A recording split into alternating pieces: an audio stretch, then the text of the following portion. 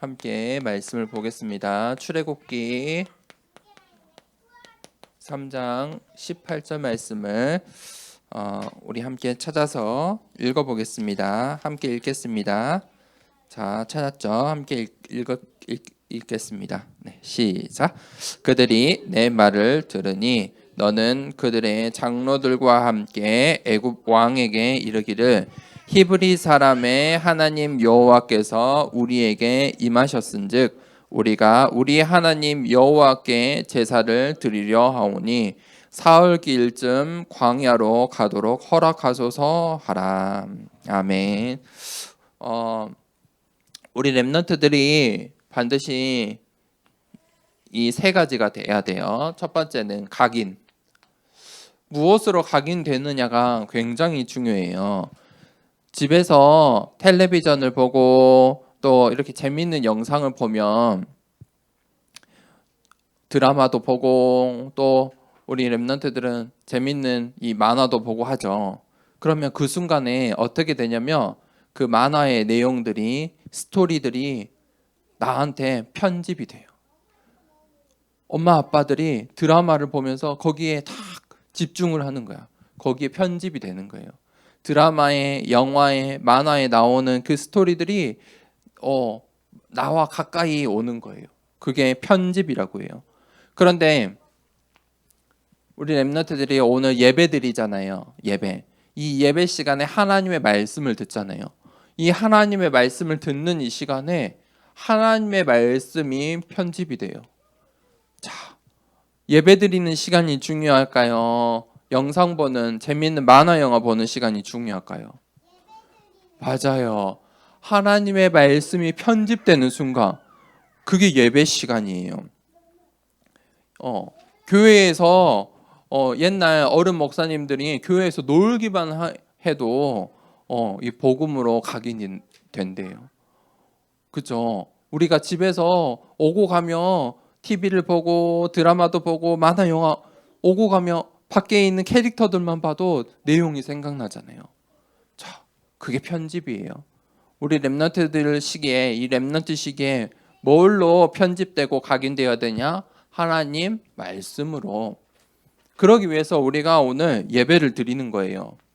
그때 이제 뿌리가 내려져요. 우리가 보고 듣고 체험하고 이 편집된 것들이 뿌리가 딱 내려지는데 하나님의 계획이 이제 나한테 설계가 돼야 돼요. 그러면 그게 뿌리 내려져요. 하나님의 계획이요, 내 계획이 되는 거예요. 무슨 말이에요? 내가 하나님의 말씀 따라 하나님의 계획을 따라가는 인생이 되는 거예요. 그때 하나님께서 성령으로 우리의 인생을 인도하세요. 내가 살고 싶은 대로 사는 인생과 하나님께서 성령으로 인도하시는 인생과 어떤 게 더 복된 인생일까요? 그렇죠. 하나님께서 나에게 지혜를 주시고 하나님께서 주시는 하늘 보좌와 시공간을 초월하는 능력으로 사는 인생이 더 복되겠죠. 자, 그게 설계예요. 그때 어떤 일이 일어나냐면 체질이 돼요. 체질이 돼요. 이것을 이제 내 현장의 삶에 디자인하는 거예요. 우리 렘넌트들은 이 양치질 하는 거 다 배웠죠. 양치질을 하죠. 그런데 양치질 하기 싫잖아요. 그런데 어린이집에 가면 어떻게 해요? 친구들이 또 초등학교에 가면은 양치질을 밥을 먹고 나면 친구들이 전부 칫솔과 치약을 들고 줄을 서죠. 양치질 하려고. 안 하는 친구들 있죠. 근데 다 줄 서서 하죠. 그때는 학교에서는 어린이집에서는 잘 되는데 집에 오면 어떻게 돼요? 누군가 나를 안 보고 감시하지 않은 것 같으면 하기 싫죠. 그런데 그거를 랩넌트 때 체질을 만들어내야 돼요. 그러면요, 내 이빨이 건강해요. 그런데 그렇지 않으면 청소년 시기에 가면 반드시 이빨에 문제가 와요. 아야, 이빨에. 그때 가면은 어떻게 해요? 아무 소용이 없어요. 이미 체질이 되어 있으니까. 양치질 안 하는 체질이 되어 있으니까. 이해가 되세요? 하나님의 말씀, 예배가 우리 렘넌트들에게 각인 뿌리 체질 내려져야 돼요. 언제요? 지금. 우리 렘넌트 시기 때. 그렇지 않으면요, 나중에 청소년 시기가 여러분에게 다가오고 나중에 사회로 이 세상으로 나가야 되는데 그때 가면요 늦어요. 그때 가면 늦어. 하지만 우리 렘넌트들이 지금 이 하나님의 말씀으로 각인 뿌리 체질 내려져 있으면요, 앞으로 어떤 문제가 와도 어떤 위기가 와도 아무 걱정할 거 없어요. 왜냐하면 내가 어렸을 때부터 렘넌트 때부터 이미 하나님의 말씀으로 편집 설계 디자인이 되어 있기 때문이에요. 자, 이게 우리 렘넌트들 지금은 모르겠지만 나중에 큰 차이점이 돼요. 자, 모세가 그것을 그 비밀을 가지고 있었어요. 자, 볼까요?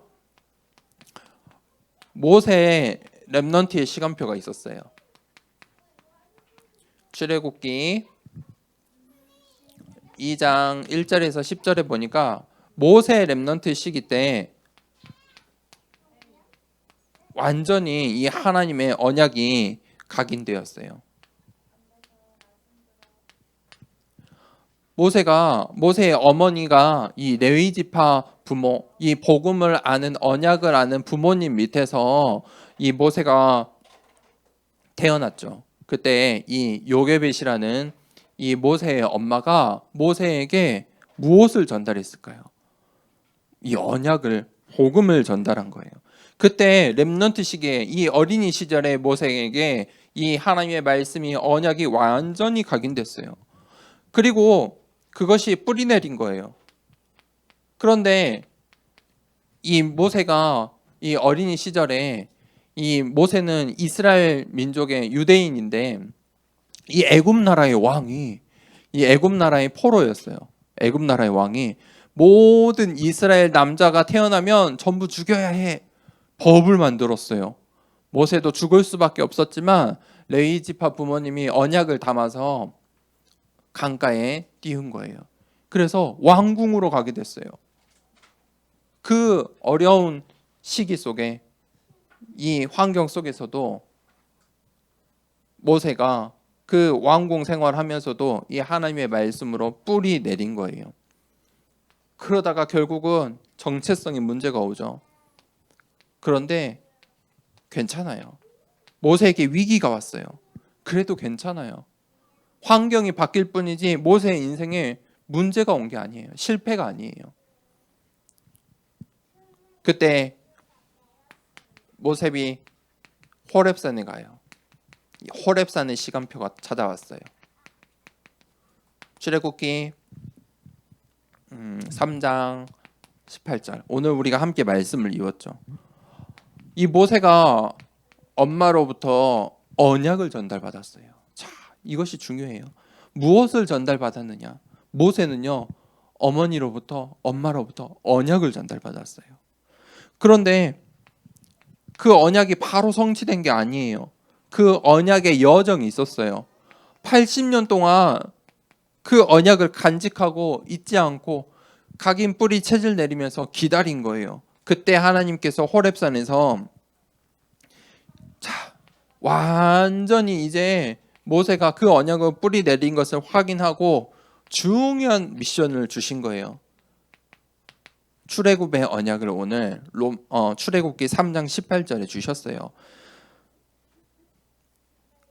너는 그들의 장로들과 함께 애굽 왕에게 이르기를 히브리 사람의 하나님 여호와께서 우리에게 임하셨은즉 우리가 우리 하나님 여호와께 제사를 드리려 하오니 사흘길쯤 광야로 가도록 허락하소서 하라. 다 이 언약을 붙잡았어요. 이제 예배드리러 가자. 우리가 이제 애굽 땅을 떠나서 하나님을 예배드리러 가자. 그 호렙산의 언약을 이제 모세가 80년 만에 그 여정을 마치고 받은 거예요. 그때 이제 출애굽의 시간표가 왔어요. 자, 출애굽기 5장 1절부터 12장 46절까지 이 출애굽의 이 여정들이 나와요. 이제 모세가 이 하나님의 언약을 붙잡고 강대국, 애굽이라는 강대국 나라의 왕, 바로 왕에게 말했어요. 우리가 이제 하나님께 이 언약을 받았으니 우리 히브리 민족이, 이 이스라엘 민족이 광야로 가서 예배를 드리겠습니다. 우리를 보내주십시오. 그런데 이스라엘 민족은 포로예요. 포로, 노예였어요. 그러니 바로 왕이 보내줬겠어요? 아니죠. 우습게 여겼어요. 그때 이 불신자들에게, 이 애굽 나라 사람들에게 이 바로 왕에게 10가지 재앙이 임한 거예요. 그런데 이것이 이 모세가 언약을 전달했던 이스라엘 민족들에게는 뭐예요?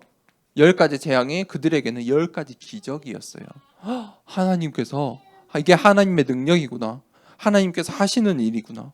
하나님 자녀들에게는 10가지 기적이에요. 그런데 하나님께서 왜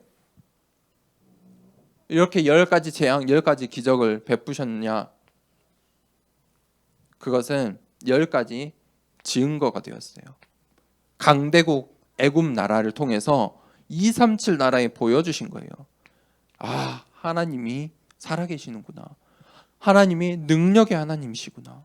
하나님의 자녀들에게는 기적이고 하나님의 말씀을 믿지 않는 자들에게는 재앙이 되는 그 하나님의 능력을 보여주신 거예요.